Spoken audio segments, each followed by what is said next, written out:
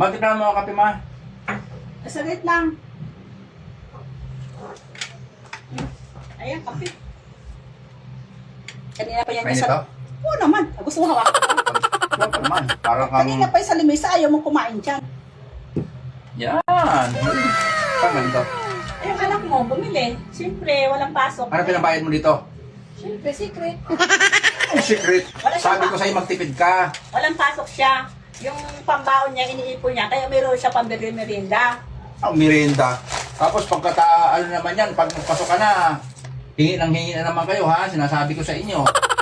Eh, natural. Ang natural. Kumain ka Parang- na. Kumain ka na. Kanina kapag gutom, kumain ka na dyan. Ano to? Ha? Ano to? Hamburger. Hamburger yan? Ha? Hamburger yan? Gutom na ang tao, papakainin mo ng ganyan? Ano to? Kumain ka lang. Tingnan mo naman, ano nakalagay dyan? Tuna pie. Oh. Eh, saging to ah. Balik na saging. Eh, malat ko pa. Ano kinain mo na?